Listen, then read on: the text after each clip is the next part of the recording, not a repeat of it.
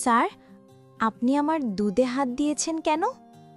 তোমার যা ফিগার, হাত দিব না কেন বলো তো? আমি কিন্তু আম্মুর কাছে নালিশ দিব। নালিশ দেওয়ার কি আছে? আমি তো তোমাকে আদর করব, তার জন্যই তো হাত দিলাম। স্যার, কি অবস্থা? আপনি আমার প্যান্ট ঘুরে টানছেন কেন? এক কথা বারবার বলতে ভালো লাগে না। আমি কিন্তু কান্না করে দিব। আপনি আমার সাথে এমনটা করতে পারেন না। তুমি আমার কাছে আসো, আজকে তোমাকে অনেক মজা দিব। স্যার, আমার সাথে এমন করেন না প্লিজ। এই মেয়ে, একদম চুপ থাকবে। চিল্লাচিল্লি আমার একদম পছন্দ না। বলছি না, আমার কাছে আসো। স্যার, আপনি আমার দিকে এমন করে এগুচ্ছেন কেন? কেন এগোচ্ছি সেটা জানো না তুমি? না না, আমি কিছু জানি না। প্লিজ আপনি আমার দিকে আসবেন না, আমার ভয় লাগছে। একটা ছেলে একটা মেয়ের কাছে কেন আসে তুমি সেটা জানো না? এত কিছু জানো তুমি? নাকি আমাকে ভালোবাসো, তাহলে এই সামান্য বিষয়টা জানো না? আমি এইসব কিছু জানি না। প্লিজ স্যার, আপনি আমার কাছে আসবেন না। আপনি আমার দিকে এমন করে তাকাবেন না, আমার ভয় লাগছে। আজকে তোমার সব ভয় দূর হয়ে যাবে। আমার কাছে আসলেই তোমার ভয়টা আমি দূর করে দিব। স্যার, আপনি এসব কি বলছেন? আমি তো কিছুই বুঝতে পারছি না। তুমি বুঝতে পারছো না নাকি বোঝার চেষ্টা করছো না? আমি জানি তুমি সবটাই জানো। তুমি যখন আমাকে বলেছ আমাকে ভালোবাসো, তাহলে এই সামান্য বিষয়টা জানো না? আমার ভালোভাবেই বোঝা হয়ে গেছে তুমি কতটুকু কি বোঝো। শোনো, এভাবে লজ্জা না পেয়ে আমার কাছে আসো। স্যার, আমার কিন্তু প্রচন্ড ভয় লাগছে। প্লিজ আপনি এমনটা করিয়েন না, তাহলে আমি সত্যিই কান্না করে দিব। কান্না করলে করো, তুমি আমার বউ, আর আমার বউয়ের সাথে আমি যা ইচ্ছা তাই করতে পারি। প্লিজ আপনি এমনটা বলবেন না, আমার প্রচন্ড পরিমাণে ভয় লাগছে। আমি তো বললাম, আজকে তোমার সব ভয় আর লজ্জাটা কেটে যাবে। একটুবার আমার কাছে আসো। দেখো, দূরে সরে যেও না, তাহলে আমাকে জোর করে সবটা করতে হবে। তখন কিন্তু তুমি অনেক ব্যথা পাবে, তখন আমাকে দোষ দিতে পারবে না। প্লিজ আমার কাছে আসবেন না। আমি এমন কিছু চাই না যার জন্য আমার ব্যথা লাগবে। প্লিজ আপনি আমার থেকে দূরে থাকেন। আপনার চোখে আমি প্রচণ্ড পরিমাণে রাগ আর ঘৃণা দেখতে পাচ্ছি। প্লিজ আপনি আমার সাথে এমন কিছু করবেন না, তাহলে আমি কারো সামনে মুখ দেখাতে পারবো না। সে কি, জানো না তুমি আমার বউ? আমাকে প্রচণ্ড পরিমাণে ভালোবাসো, তাহলে সবার সামনে মুখ দেখাতে পারবে না মানে কি? এসব কি বলছো উল্টাপাল্টা? দেখো, এমনটা কিচ্ছু হবে না। এখন তো আমার অধিকার আছে তোমাকে আদর করার। আর তুমি না আমাকে ভালোবাসো, আমাকে ছাড়া থাকতেই পারবে না। প্রচণ্ড পরিমাণে আমাকে নিজের কাছে পেতে চাও। তাহলে এখন তো আমি তোমার কাছে আসছি, তুমি তাহলে দূরে সরে যাচ্ছ কেন? ভুল বলেছিলাম। প্লিজ আপনি আমার কাছে আসবেন না। আপনার চাহনিটা আমার ভালো ঠেকছে না, ভয় লাগছে প্রচণ্ড। আপনি কি না কি করে ফেলেন তার ঠিক নেই। প্লিজ আপনি আমার কাছে আসবেন না।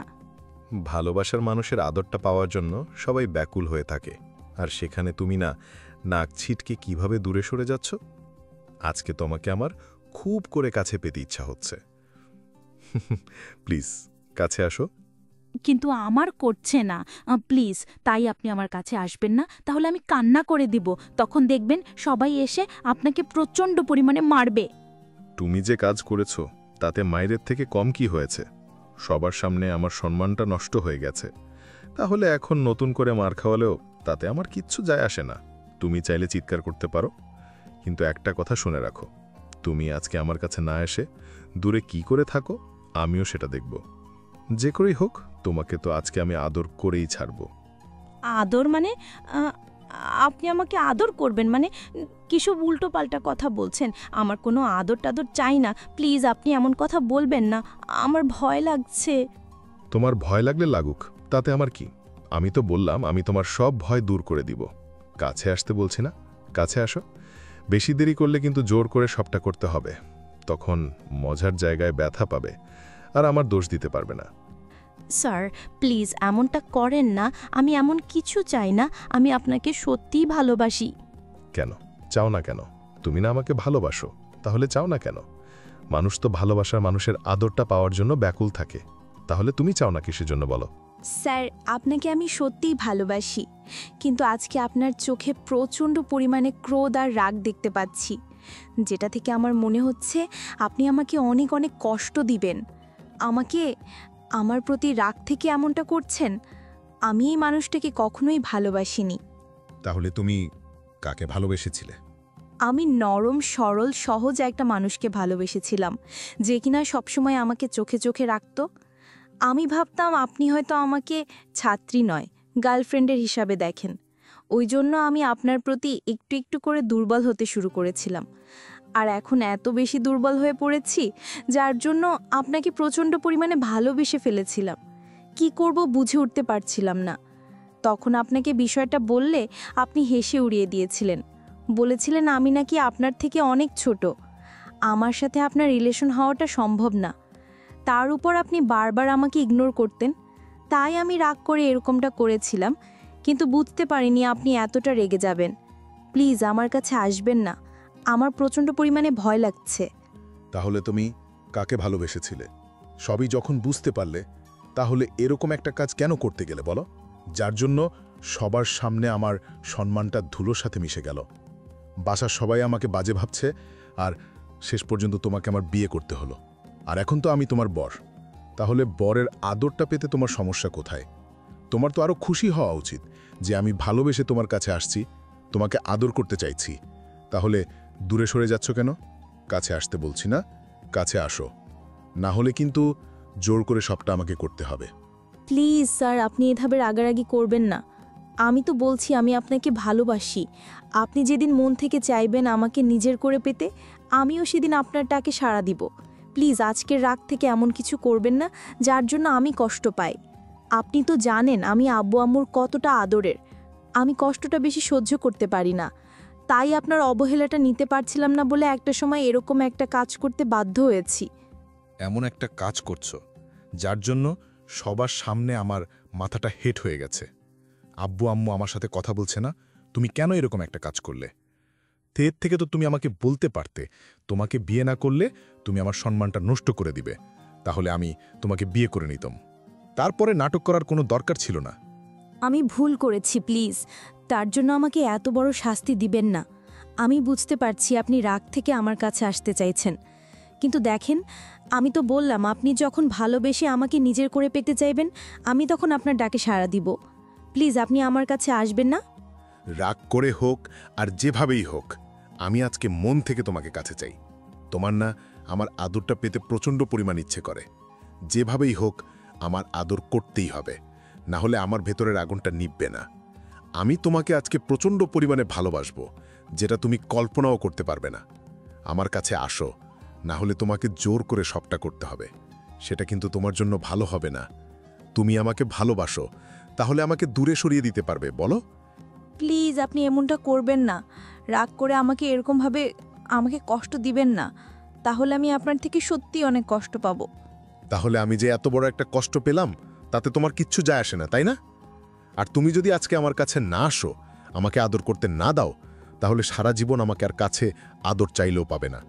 এখন ভেবে দেখো, তুমি আমার কাছে আসবে, না আমি তোমার থেকে সারা জীবনের জন্য দূরে সরে যাব। শান্তির কথাই তুষি অসহায়ভাবে ওর দিকে তাকিয়ে রইল। সে বুঝতে পারছে শান্ত প্রচণ্ড পরিমাণে ওর ওপর রেগে আছে, কারণ ও যেমন একটা কাজ করেছে তাতে রাগ করাটাই স্বাভাবিক। তুষি শান্তের কলেজের একটা student. Tushi inter first year student. Tushi দেখতে মারাত্মক সুন্দরী, কিন্তু বেশ দুষ্টু। আর শান্ত কলেজের একমাত্র হ্যান্ডসাম, ড্যাশিং এবং চকলেট বয় টাইপের স্যার, যার জন্য সবাই ওর উপর ফিদা। আর তুষি এত পরিমাণে শান্তের উপর ফিদা ছিল যে একটা সময় ওকে প্রচণ্ড পরিমাণে ভালোবেসে ফেলে। শান্ত তুষিকে বেশ কেয়ার করত, কারণ তুষি শান্তের আব্বুর বন্ধুর মেয়ে। তুষির আব্বু শান্তকে বলে দিয়েছিল ওর দিকে নজর রাখতে, আর তাতেই সমস্যাটা গুরুতর হয়ে দাঁড়িয়েছিল। তুষিকে নজর রাখতে গিয়ে ও যে শান্তকে ভালোবেসে ফেলবে, শান্ত এটা ভাবতেও পারেনি। আর একটা সময় তুষি শান্তকে প্রচণ্ড পরিমাণে ভালোবেসে ফেলে, আর সেটা ওকে বোঝাতে না পেরে যেদিন প্রপোজ করেছিল সেদিন শান্ত ওকে ফিরিয়ে দিয়েছিল, যার জন্য তুষি অনেক কান্নাকাটি করেছিল। তারপর যতবার তুষিকে শান্ত ইগনোর করেছে, তুষি কান্নাকাটি করেছে। তো একদিন আগে শান্ত কলেজের একটা ম্যাডামের সাথে বেশি হাসাহাসি করে কথা বলছিল। এই বিষয়টা তুষির ভালো লাগেনি, তাই অনেক প্ল্যান করে ওর বান্ধবীদের সাথে কথা বলে শান্তর বাসায় চলে আসে। তারপর কান্নাকাটি করে বলে ওদের মাঝে নাকি সব হয়েছে, ওরা দুজন দুজনকে ভালোবাসে, আর ওদের মাঝে সব হয়েছে। আর শান্তা এখন ওকে দূরে সরিয়ে দিতে চাইছে, তাই ওর সাথে দেখা করে না। আব্বু আম্মু অনেক রাগারাগি করেছে এই বিষয়টা জানার পর। শান্ত বারবার বোঝাতে চাইছিল ও এমন কিছু করেনি। তখন শান্তের আব্বু তুষির আব্বু আম্মুকে বাসায় ডেকে আনে। তারপর সেদিনই ওদের বিয়ে দিয়ে দেয়। কিন্তু কয়েকটা দিন আব্বু আম্মু রাগ করেছিল, তাই শান্ত বাসায় আসেনি। তুষি শান্তির জন্য কান্নাকাটি করলে আব্বু ওকে বাসায় আসতে বলে। আর আজকে ওদের ফুলসজ্জার রাত ছিল।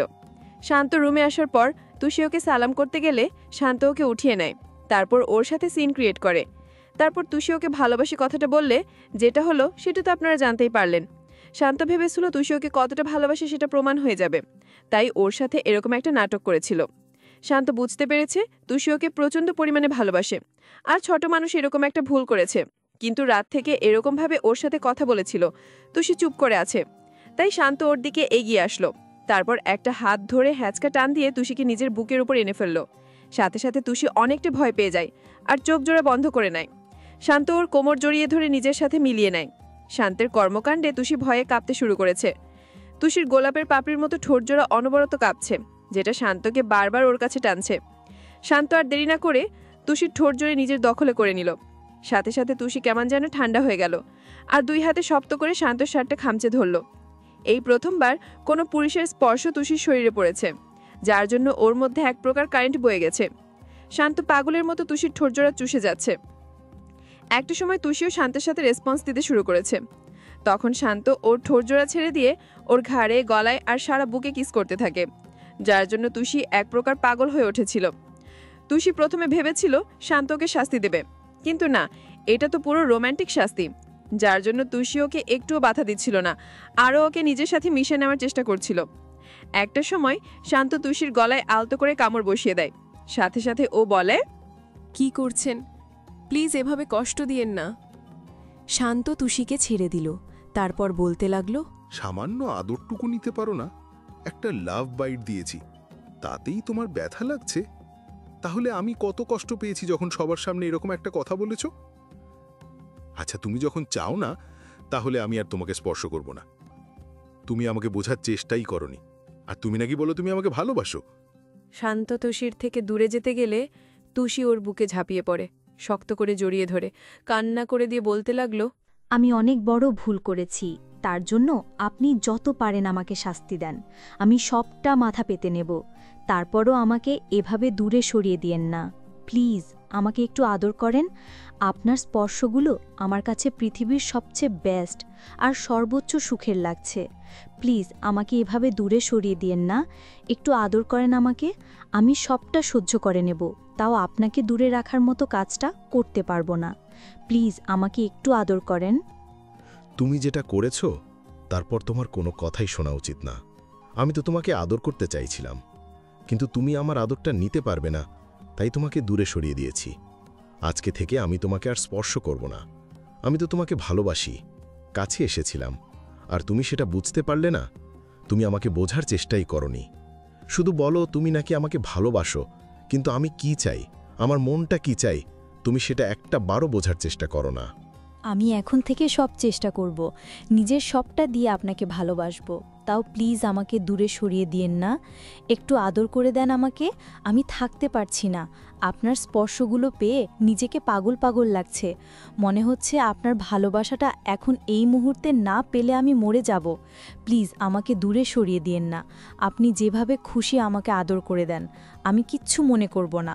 সব কষ্ট আমি সহ্য করে নেব, তাও শুধু আপনার ভালোবাসাটা আমার চাই। প্লিজ আমাকে একটু আদর করে দেন। তুষি ফুপিয়ে কান্না করে উঠল।